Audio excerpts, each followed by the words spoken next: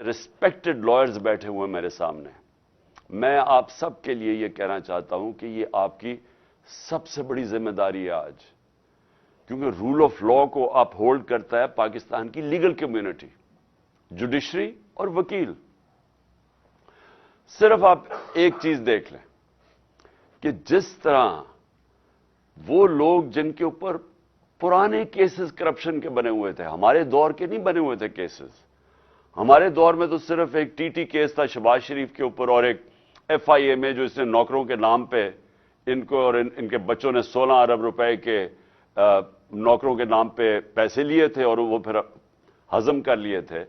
और वो जो टीटी का केस है कि जिधर ये पैसे जमा करते थे और मॉडल टाउन से फिर पुलिस एस्कॉर्ट में वो गाड़ी को लाए, वो हवाला हुंडी पहुंचाया जाता था, उधर से पैसे बाहर भेज दिए जाते थे। और जब बाहर से मंगवाते थे तो ये वो लोग कभी चीनी वाला तो कोई पापड़ वाला और इस तरह के लोगों के नाम पे पैसे वापस लेके आए और वो जब जरूरत पड़े बाकी पैसा बाहर रखते थे। वही आसिफ जरदारी का जो फेक बैंक अकाउंट्स का केस है, एग्जैक्टली वो दोनों वो एक ही है। तो जो देखा गया है कि कानून मुल्क के बदले गए, असेंबली ने, नेशनल असेंबली ने पहले तो एक रजीम चेंज करवाई गई एक साजिश के तहत, ओपन मार्केट के अंदर मंडी लगी, इलेक्शन नहीं ऑक्शन की वजह से एक ऑक्शन हुई जिसके अंदर लॉयल्टीज बदली गई, हॉर्स ट्रेडिंग हुई, गवर्नमेंट गिराई गई। और उसके बाद पहला काम उन्होंने ये किया, अपने करप्शन के केसेस खत्म किए और फिर कानून ऐसे बनाए गए कि एक एक बचा जो इनके बड़े करप्शन के स्टालवर्ड्स थे वो बच गए सारे, और सारे आप देख रहे हैं कि बारी बारी सारों की करप्शन केसेस खत्म हो रहे हैं। तो ये तो किसी दुनिया के मुल्क में मैंने ऐसा नहीं देखा। ये तो मैं शायद बनाना रिपब्लिक्स में भी ऐसा ना होता।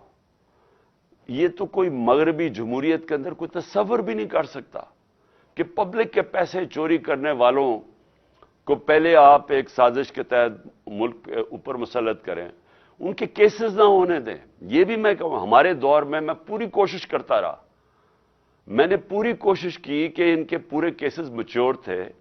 नैब के अंदर से हमें कहते थे केसेस मैच्योर है, लेकिन पीछे से हमें इजाजत नहीं है। अब पीछे से इजाजत कौन नहीं दे रहा था? जनरल बाजवा साहब।